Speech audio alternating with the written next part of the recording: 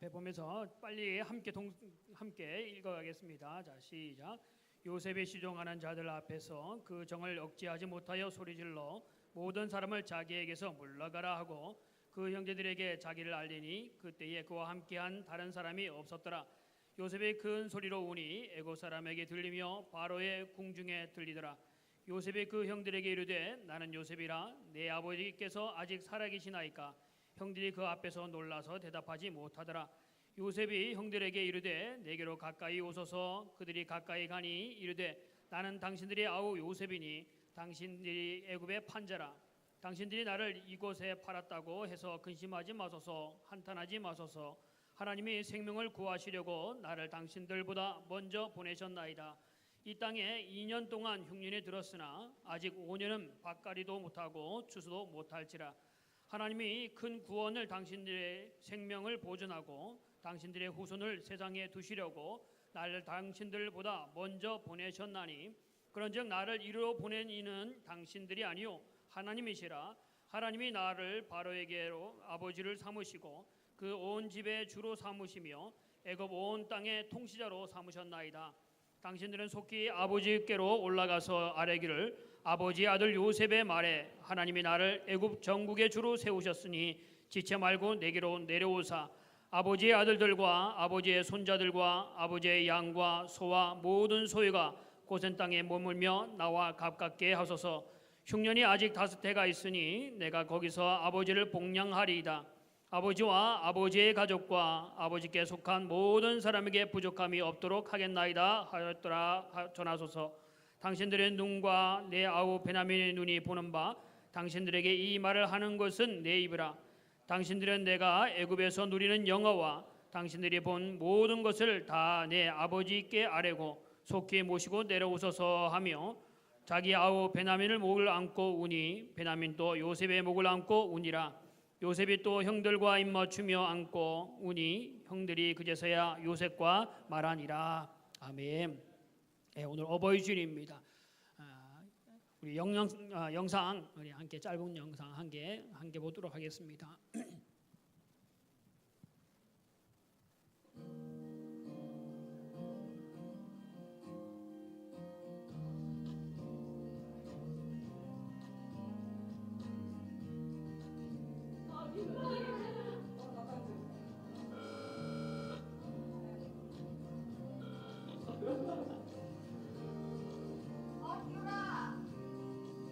엄마 사랑해. 아빠 사랑해요. 사랑합니다. 엄마 사랑해. 나도 사랑해. 사랑해. 아니. 아니야. 사랑하니까 사랑한다. 엄마.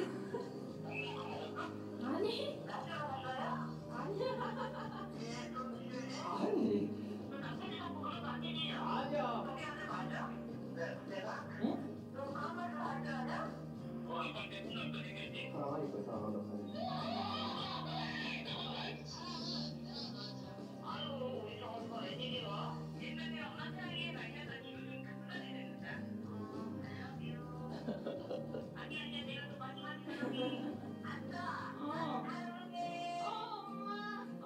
것 같다.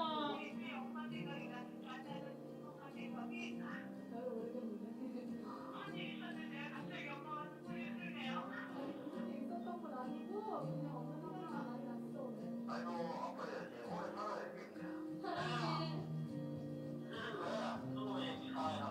무슨 일 없어? 아빠 뭐 필요한 거 없어? 뭐 필요한 거 없어? 없다 자식보다 진짜 네가 나이는 잘 들어. 이거 나는 아들이 필요하네요. 돈은 행위 아닌데 그냥 네가 아침밥만 잘 먹었어. 내 집이야 너는 또 말하니. 아니 그건 아니고. 너가 해야 돼. 나는 이런가 좋은 직장에 취업하는 게 필요한 거야. 너가 해도 자전거 탈 때 기억나지 않아? 자전거 보지 않아서 그게 소원이다. 매일 아침에 나갈 때 그걸 내어가지 않아주기 좋은 거 있지? 애들이만 살려오면 돼. 올때 내어가면 포기만 나와.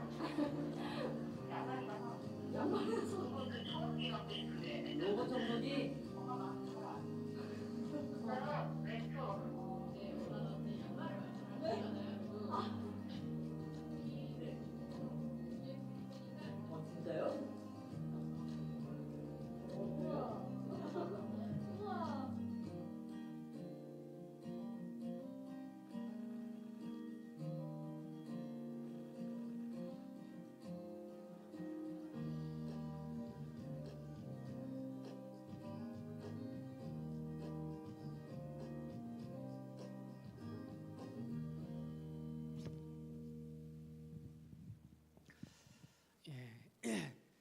부모님과 사랑한다는 말 오직 안 했으면 뭐 웬일이냐, 복권 맞았냐, 무슨 일이 있냐 이렇게 대답하시고, 소원이 뭐 한 가지 얘기하라면 뭐 얘기해요?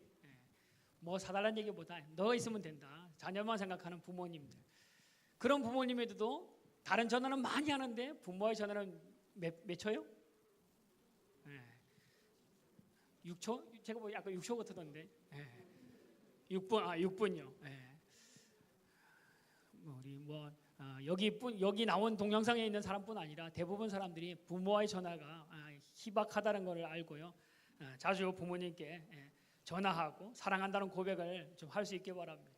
여기 보니 사랑한다고 하는 말만 해도 서로 눈물을 흘리고 있는데, 자, 이 어버이날을 대해주면요, 제가 될 수 있으면 안 서기를 바라는 게 어버이날이던데요. 왠지 모르지만 제가 가난하게 살지는 않았고 어렵게 살지는 않았는데 제 마음에 왠가 부모님을 생각하면 그냥 짜릿한 마음이 있어요. 그래서 될 수 있으면 참자, 될 수 있으면 좀 마음을 절제하고 설교해야지 하고 일부러 감정적이 들어가지 않는 부분들을 골라서 설교하겠다는 생각을 했습니다. 자, 오늘 보면 우리나라는 예로부터 동방예의지국이라고 얘기했고요. 예의를 상당히 중요시하는데 우리나라가 노인 천국을 이루었다라고 말했던 때가 있었습니다. 고종 황제의 밀사로에 일했던 헐버트라는 사람은 이렇게 말했습니다. 이 세상에 관습적인 노인 복지가 가장 완벽하게 된 나라가 조선이다라고 했고요. 미국 공사로 역임했던 샘즈라는 분의 해고록에 보면 나는 노년을 위해서는 조선 땅에 다시 태어나고 싶다라고 했습니다. 선교사 알렌도 이런 말을 했습니다. 노인과 망인, 죽은 사람들을 단절되지 않고 연결되어 있는 이 세상의 가장 아름다운 나라, 그 나라가 바로 조선, 노인 천국인 나라가 있다라고 말했습니다. 우리나라가 노인 공경, 부모 공경의 전통을 가지고 있는 나라입니다. 그래서 옛날 분들은 어른 되기를 기다렸다라고 말합니다. 어른이 되어지면, 노인이 되어지면 그것이 영광이고 그것이 기쁨의 일이었기 때문에 그렇게 기다렸는데, 오늘날에는 이 노인에 대한 마음들이 점점점 사라집니다. 노인 되어지면 말하는 것이 천대받는 사회다라고까지도 이야기합니다. 집에서 많이 키우는 애완견보다도 더 취급 못 받는 것이 어른이다라는 이야기도 합니다. 그래서 노인분들이 하시는 말씀이 개팔자가 내 팔자보다 낫다 이런 말 하시더라고요. 예전에 전도사 때 시골에 충청도의 삽교에서 전도사를 한 적이 있습니다. 근데 그 권사님이 하시는 말이 그겁니다. 소를 많이 키웁니다. 근데 그분이 하는 얘기가 저 소는 님이고 나는 여자분이기 때문에 년이다 이렇게 말씀하셨거든요. 왜냐하면 자기는 아파서 힘들어도 꾸역꾸역 아침마다 나가서 그 소를 먹이기 위해서 나간다는 거죠.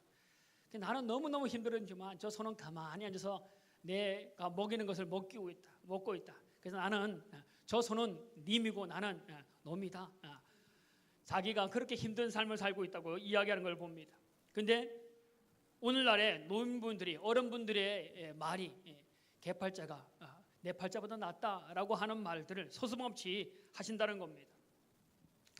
우리나라의 노인 인구가 40% 정도가 홀로 사시는 분들이라고 말합니다. 어떤 노인분들은 건강도 있고 여유도 있고 다 있지만 자진하여서 홀로 사는 경우가 있습니다. 왜냐하면 대부분이 자식들을 부모와 함께 사는 것을 거부하기 때문에 그 자녀들과 함께 살지 못해서 홀로 계시는 분들이, 어른분들께만 살고 있는 분들이 대부분이 그런 경우입니다. 또 같이 사는 것 자체가 불편해서 따로 산다라고 이야기합니다. 우리 한번 어른분들은 65세인데 우리 교회도 65세 어르신들 보고 효도관광 가는데 어르신들만 한번 해주시기 바랍니다. 자, 시작. 한번 해보세요. 한번 해보세요. 시작. 잊으셨네요, 그죠? 하는 소리를 잊으셨는데 옛날에는 이 하는 소리가 가정의 기강을 잡는 거였습니다. 어른들의 하는 이게 목이 아파서 하는 것도 아니고요, 기침이 나서 하는 것도 아니고 그냥 하면 집안의 기강이 쫙 잡힙니다. 집안에서 방에 하면은 얘들아 내가 지금 방 안에 있다, 그런 뜻입니다. 근데 좀 있다가 하면서 뭔가 소리가 나면 그 말이 뭐냐면 얘들아 내가 지금 방 안에서 바깥으로 나간다라는 말입니다. 문 바깥에서 집 바깥에서 하고 지금 들어오면 어른이 지금 바깥에서 집에 들어온다라는 말입니다. 그 소리만 들으면 집안에 있던 모든 자녀들이 벌떡 일어나서 문을 열고 들어오시는 어르신을 맞이하고 잘 다녀오셨습니까? 잘 다녀오세요. 인사하는 것이 당연한 것이었습니다. 그래서 어르신의 가정의 가장 큰 어르신이 기침 한마디가 하는 이런 말 저런 말 하지 않아도 하는 그 한마디가 질서를 잡습니다. 자녀 부부들끼리 싸우다가도 말다툼하다가도 한마디 하면 그냥 쉬쉬 하고 조용히 해주는 것이 어르신의 기침 한마디였습니다. 근데 오늘날에는 그 기침 소리가 조금 전에도 한번 해보십시오 했더니까 다 잊으신 것 같아요. 또 안 하시고. 그 하는 소리가 옛날의 소리라고 생각되어질 만큼 오늘날에는 그 가정의 질서들이 무너지고 말았습니다. 나라의 공권력, 나라의 기강이 사라지면 나라가 망할 징조입니다. 가정의 부모의 기강이 사라지면 부모의 힘이 부부권이 사라지면 가정이 온전할 수가 없습니다. 어르신의 헛기침 한 번이 온전만의 중심이었는데 오늘날의 그 중심이 어른이 아닌 아이들로 바뀌어버리는 모습이 되어지고 말았는데 이제는 부모가 원하는 것, 부모가 하는 것, 부모가 생각하는 것이 중심이 아니라 아이들이 뭘 생각하느냐, 아이들이 뭘 좋아하느냐가 이제는 가정의 중심이 되었습니다. 어른이 가정의 주인이 아니라 아이들이 가정의 주인이 되었습니다. 노인 부모는 더 이상 집안에 어른 취급을 못 받고 있는 실정입니다. 조용히 골방신세로 전향하고 말았습니다. 가정의 기강을 잡는 분이 어른이 아니라 어른이 되면 도리어 기강이 아니라 조용하게 있어야지만 된다라고 말하고 그래야지만 눈칫밥 안 먹고 그래도 밥이라도 얻어먹는다라는 안 좋은 참 마음 아픈 소리를 듣게 됩니다. 간간히 신문에서 여러분 들어보셨을 겁니다. 반찬 투정하는 아들 꾸짖다가 살해당한 부모의 이야기들, 중풍 칠순 노모를 살해한 50대 아들의 영장이 신청됐다는 이야기들, 꾸준한 손자 꾸중 들어서 할머니를 살해한 손자의 이야기, 치매 걸린 부모를 구타한 이야기, 고부 갈등 고민하던 아들이 70대 노모를 해외여행지에 갔다가 고리장한 이야기, 용돈 거절당하자 어머니를 폭행한 이야기 등 정말 기가 막힌 이야기들이 신문상에 또한 우리 주변에 많이 들렸던 이야기입니다. 근데 그거 들으면서 마음 아프다라는 생각보다는 그저 그렇게 그냥 듣고 지나가는 경우들이 너무나 많이 있습니다. 근데 성경은 우리에게 부모를 공경하는 것이 반드시 해야 할 일이다라고 말합니다. 부모 공경은 명령입니다. 내 부모를 공경하라라고 주님께서는 분명하게 명령합니다. 성경에도 6가지의 부모에 대해서 이야기합니다. 첫 번째는 육신의 부모, 우리를 낳아주신 부모가 부모를 말하고, 두 번째는 영적 지도자를 아버지라고 불렀습니다. 사도 바울이 갈라디아 교회에서 자녀들, 나의 자녀들아라고 말했습니다. 그리고 디모데 또한 바울을 아버지라고 불렀습니다. 셋째는 나라의 왕을 부모라고 했습니다. 다윗이 왕 사울에게 나의 아버지여라고 불렀습니다. 또한 네 번째는 고용주나 주인에게도 아버지란 말을 했습니다. 종들이 나아만에게 아버지여라고 불렀고, 다섯 번째 스승을 아버지라고 불렀습니다. 엘리사가 스승 엘리야를 나의 아버지여라고 불렀던 겁니다. 여섯 번째는 연령산 윗사람을 아버지 대하듯 하라라고 말합니다. 젊은 여자를 어머니 대하듯 하라라고 부모로 가르치고 부모로 대화할 것을 이야기합니다. 육신의 부모뿐 아니라 넓은 의미에서 많은 부모의 입장에 서 있는 분들을 공경하고 섬길 것을 성경은 우리에게 이야기합니다. 그래서 공경하라라는 말은 히브리 말로 카베트라라는 말인데 이거는 무겁다라는 의미를 지니고 있는 말입니다. 하나님을 공경한다는 말에 쓰일 때가 바로 이 카베트라는 단어를 쓰는데, 결국 부모를 무겁게 여기고 부모를 하나님처럼 높이 공경하라는 말입니다. 부모를 함부로 대하거나 업신여기지 말라, 멸시하지 말라라는 말입니다. 부모를 하나님처럼 존중하고 어렵게 생각하고 두려운 마음으로 부모를 무겁게 잘 모실 것을 이야기할 때에 공경하라라는 카베트라는 말을 사용한다는 겁니다. 어느 날 한 임금이 행차가 있었습니다. 마을을 지나가는데 많은 사람들이 왕이 지나가니까 왕의 행차를 구경하러 나왔습니다.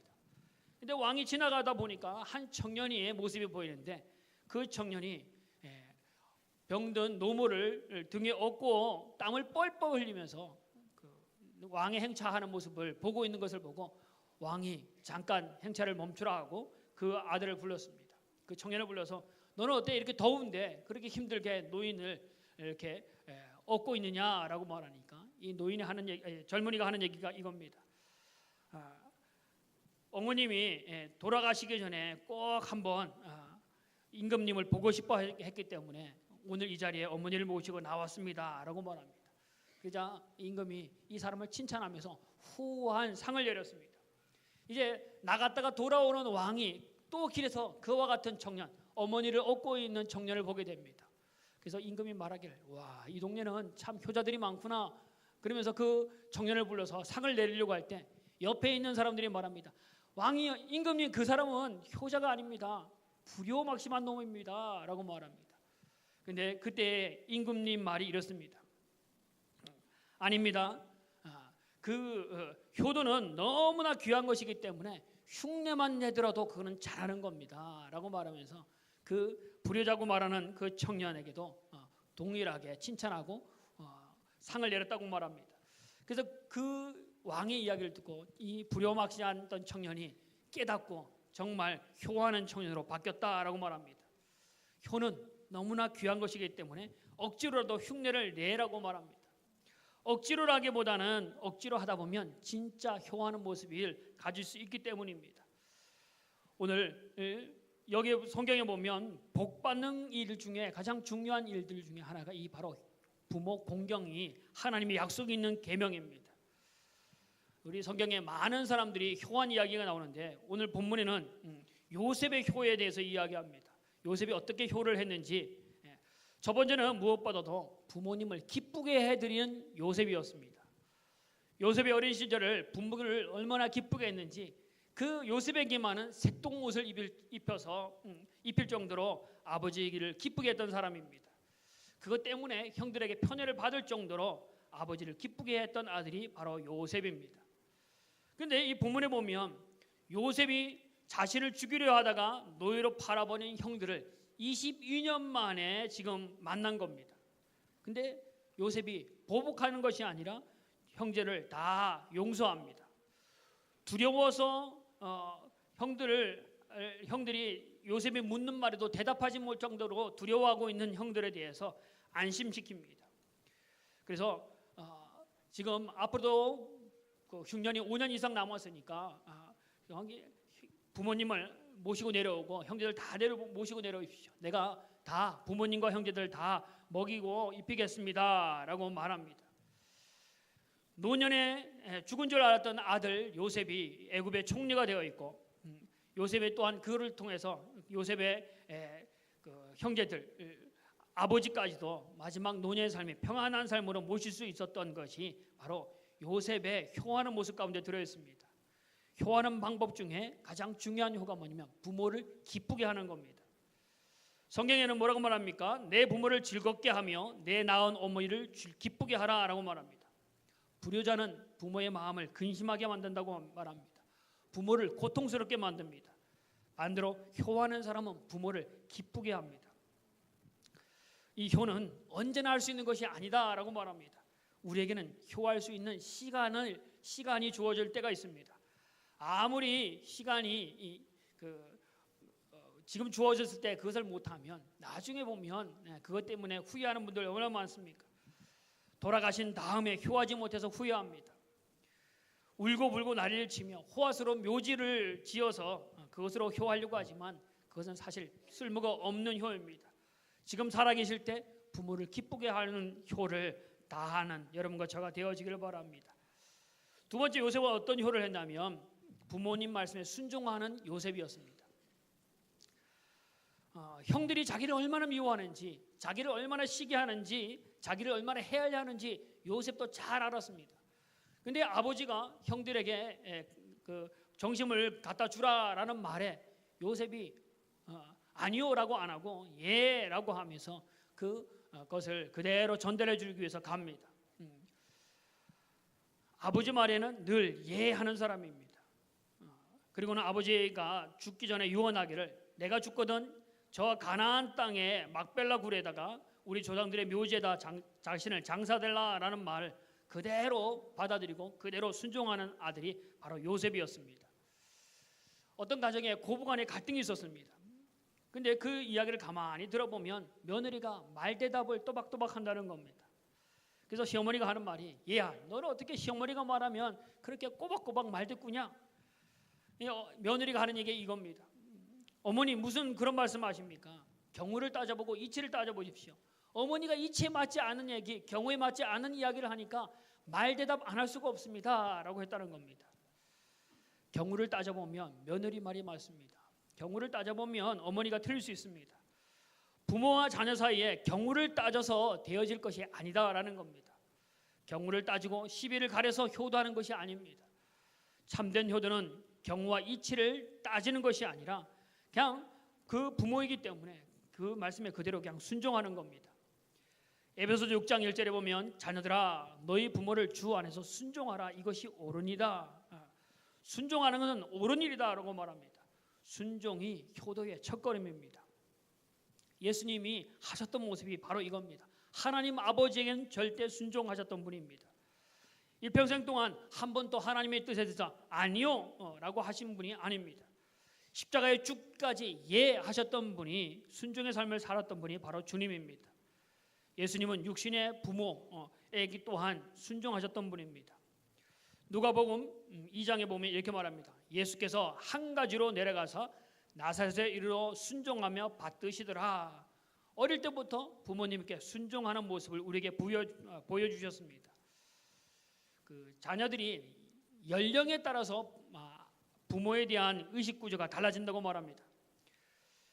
아버지에 대한 의식 구조가 4살 때쯤에는 이렇게 생각한답니다. 우리 아버지는 뭐든지 다 잘한다. 뭐든지 다 안다. 이 4살 때입니다.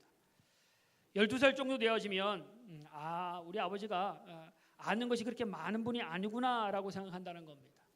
사춘기가 되어지는 14살 되어지면 아들이 생각하는 것이 우리 아버지 생각은 구식이다. 이제는 이렇게 생각한답니다. 21살 정도 되어지면 우리 아버지는 이제는 골동품이라고 생각한답니다. 그러다가 사회생활을 1년쯤 하기 시작하면 그때서는 아버지가 그때 왜 그렇게 하셨는지 왜 그렇게 가르쳤는지 그때서야 조금씩 깨달아진다라고 말합니다. 35살쯤 되어지면 이제는 나의 문제를 아버지와 좀 상의하고 싶다라는 생각을 합니다. 또한 자기가 낳은 자녀들이 사춘기를 겪을 시기가 되어지는 40살쯤 되어지면 그때서야 비로소 아버지의 사랑을 이해하기 시작한답니다. 50살쯤 되어지면 돌아가신 아버지가 생각나서 역시 내 아버지는 참 훌륭한 분이었구나 라고 생각한답니다. 60대가 되어지면 하는 말이 뭐냐면 나는 나의 아버지에 비하면 나는 너무나 못한 아버지구나 이렇게 생각한답니다. 지금은 이해 못하는 부모님의 생각과 부모님의 말씀이라 할지라도 그 말씀에 예할 수 있는 순종을 살 것을 우리에게 이야기합니다.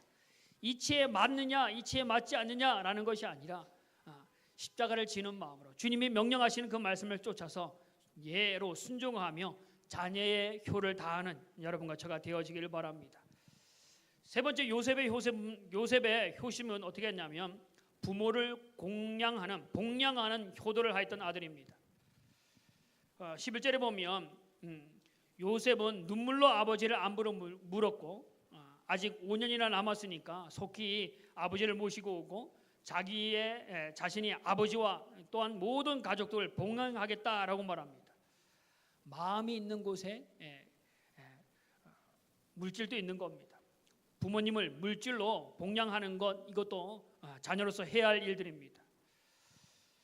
요사이 여러분이 많이 들었던 이야기들 중에 보면 제주도나 해외에다가 여행 간다라는 이유로 가서 부모님을 현대판 고려장으로 두고 오는 일들을 간간히 나타나는데, 통계상으로 보니까 1년에 800건이 넘는다고 합니다. 어릴 때는 자식을 먹여주고 입혀주고 씻어주고 다 했는데, 성인이 되어서는 이제는 입장이 바뀌는 겁니다.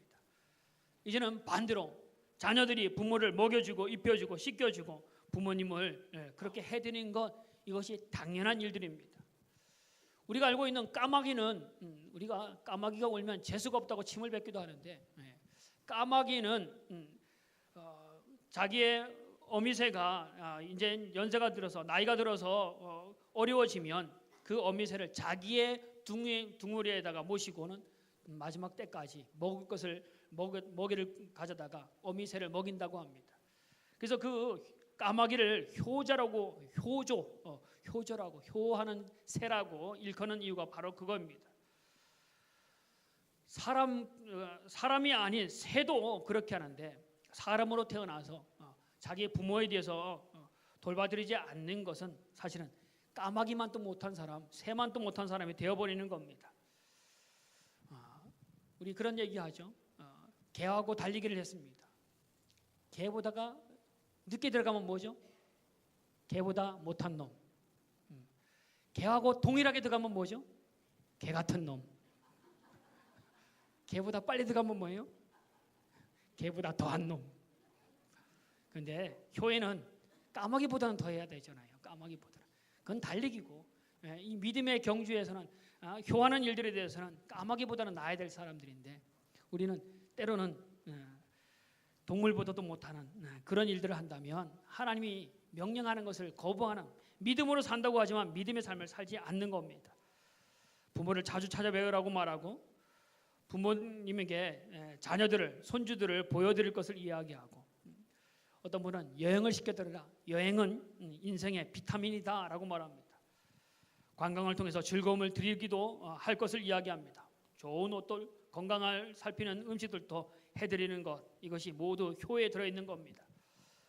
네 번째는, 요셉의 효에는 형제 우애에 효를 했습니다.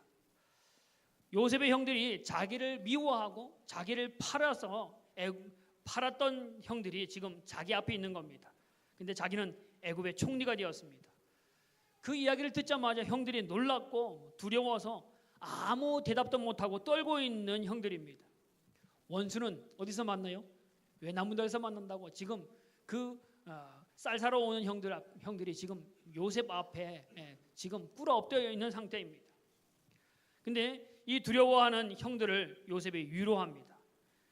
그래서 형들이 자기를 노예로 팔아먹은 원수인데 원수로 여기지 않고 형들로 받아들이고 형들을 용서합니다.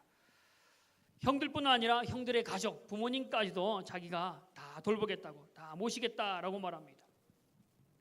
이러한 요셉의 형제 우애의 이야기를 들을 때에 아마 야곱이 얼마나 기뻤을까, 야곱이 얼마나 좋아했을까라는 것을 생각해 봅니다.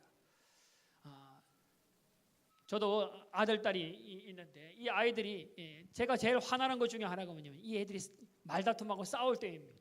뭐 남자애 여자애라서 주먹 쥐고 싸우는 건 아니지만 때로는 투닥투닥 마음이 안 맞아서 때로는 자기네끼리 소리 질러서 싸울 때가 간혹 있습니다.